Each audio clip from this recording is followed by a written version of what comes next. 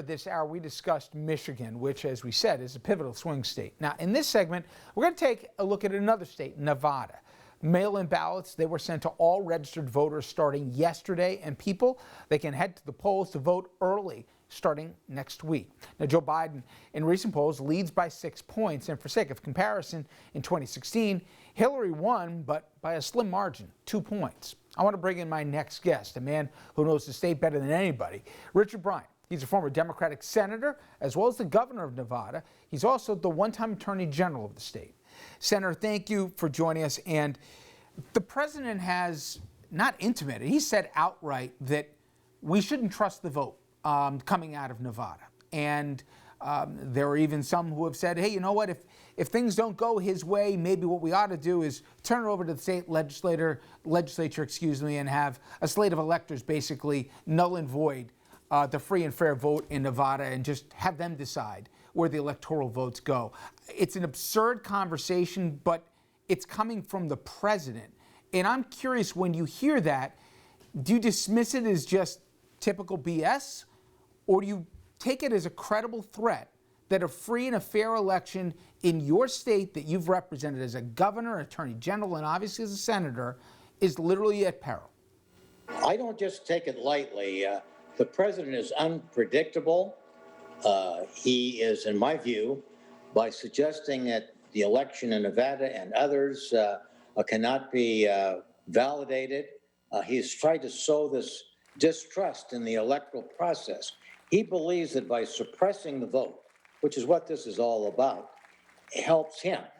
And I think that, frankly, that kind of talk undercuts what at least has been one of the great strengths of the American political system, and that is the peaceful transfer of power to the successor who's elected. That, I think, is in danger now, and he's added fuel to that fire. So let me take it in the different stages and give me an idea how it's not supposed to work, but how you believe it will work, and what we should and shouldn't be concerned about between now and Election Day and even in the aftermath. First off, this idea that since the consent decree expired, he wants to deputize 50,000 Trump supporters, have them go to the booths, and whether people voting early or on November 3rd, keep an eye on them, but implicit in that is intimidate away. If all of a sudden somebody tries to do that in Carson City or in Vegas or wherever, if they do that, is there a criminal consequence for that? Or now that the consent decree is gone, can they just have at it and yell whatever they want at somebody going in to vote? Well, I think obviously it would depend upon the fact pattern, but you're right. What he's trying to do is to intimidate people. And yes, I think that kind of conduct certainly could warrant criminal action on the part of the state. So now, Senator, let's talk about actually counting the votes. As people know, they can vote early, including in Nevada, and as long as they have the actual ballot postmarked before the election day, it should be counted. The president says this is rigged, this is unfair, this is going to lead to all sorts of cheating. Hypothetically, if on November 3rd the president says, that's it, we're going to stop the counting as of 9 o'clock tonight, otherwise this is fraud and an illegitimate election. I know he can't unilaterally say that, but if the Department of Justice supports such an action because they believe fraud is going on, even without evidence, does it play out in the courts, or does Nevada just proceed ahead regardless of what Barr or Trump says in counting the votes? Let me say that I think most Americans reject these conspiracy theories, but there's no question about it that there are many Trump supporters, millions, I hesitate to say, that buy into that. So it can't be taken lightly. I mean, and he obviously has an ability to energize those people and get them to believe most anything.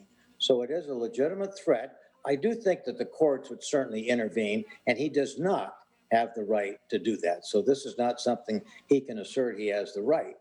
I think what he is laying the foundation for, that if the election does not turn out as he's hoping, he wants to raise a question as to its validity and to undermine it with the assertion that it's invalid, there's massive fraud. There is not massive fraud. We have a Republican Secretary of State in Nevada, and I admire her greatly. And she said there is no evidence of massive fraud. Are there individual cases? I'm sure. But we've had voting by mail and absentee ballots for years, as many other states have. So the idea that something is wrong with voting by mail, Trump himself cast his ballot by mail. That's the ultimate hypocrisy of this man. Finally, how do you think Nevada will vote? If today was November 3rd, we've seen the polls here, but you've got a better sense as to what's going on the ground. How do you think the state goes, and particularly the Latino population, which a lot of people think will be very important even on a national level, how much of a closing argument Joe Biden's going to make? In my view, if the election were today, Biden would win in Nevada. But the election is not today. And this president has been incredibly clever in the 2016 election. At this stage, he didn't look like he could win. The tape where he was discussing being able to grab a woman's private parts and they couldn't say anything about it, that came out and he still won. Many people don't think he could possibly win. So I think it would be the height of folly to suggest that this election in Nevada or any other state is signed, sealed, and delivered. And about you, Senator, this is exhausting. This election cannot come soon enough, but I really appreciate you giving us a few minutes. Senator Bryan, thank you. You're quite welcome. Thank you. And up next, everyone, the state of the race, including how some key races shaping up as Democrats take aim at winning back the Senate.